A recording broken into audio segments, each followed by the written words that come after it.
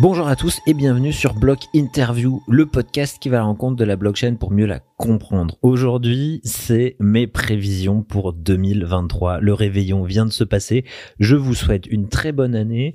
Et pour vous souhaiter cette bonne année, je vous donne mes 4 prévisions pour cette année. La première, c'est étant donné qu'on sort d'une année un petit peu compliquée, c'est la contagion. De plus en plus de projets risquent de tomber. Et oui, winter is coming, winter is lasting. La contagion, ça veut dire l'effet ricochet. Quand une grosse baleine tombe, typiquement FTX, les autres projets qui sont trop exposés au risque ou qui ont une mauvaise gestion de leurs fonds risquent de tomber en ricochet.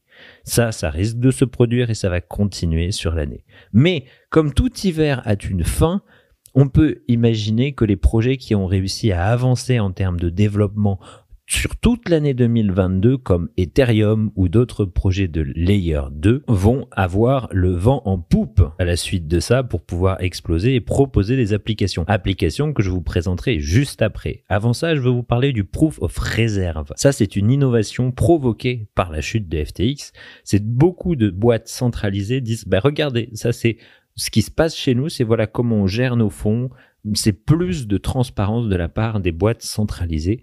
Et moi, ce que j'aimerais en 2023, c'est que ce soit réglementé et qu'il y ait une sorte de certificat d'un organisme externe qui vient valider les proof of reserve présentés par les entreprises. On passe sur l'année de l'application. Et oui, l'année 2023 sera selon moi une année des applications décentralisées, les dApps. Decentralized Application, beaucoup plus travaillé en termes d'expérience utilisateur. Et je vois 3 grands marchés, le gaming avec des jeux qui vont véritablement sortir, puisque ça fait déjà 2-3 ans qu'ils sont en développement. La musique, on va avoir des NFT de musique, on va avoir des métaverses sur la musique. Ça, je pense que c'est quelque chose qui va vraiment exploser en 2023. Et les réseaux sociaux décentralisés, autres que les GAFAM qui sont déjà en développement, qui ont été en développement en 2022 et qui ont des projections sur 2023. Donc une année d'application mainstream. Le 3e point, c'est une année corporate. Et ouais, avec déjà des grands pas fin 2022 avec Renault, Fiat, Starbucks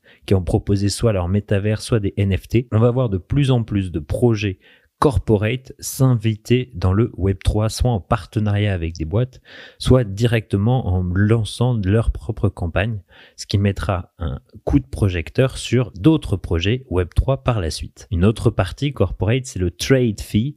Donc, c'est la capacité qu'a par exemple JP Morgan de pouvoir trader des cryptos. Encore une manière de légitimer l'univers Web3. Et pour finir, l'année 2023 sera une année de la réglementation.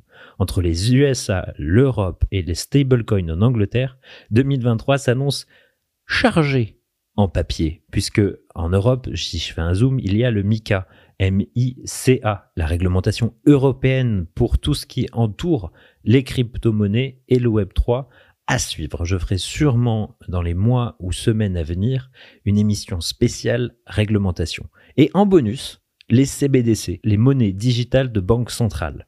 Entre la Chine, la Turquie et le Japon qui ont le monopole aujourd'hui en termes d'avancée, on va voir de plus en plus de monnaies digitales de banque centrale circuler sur les réseaux.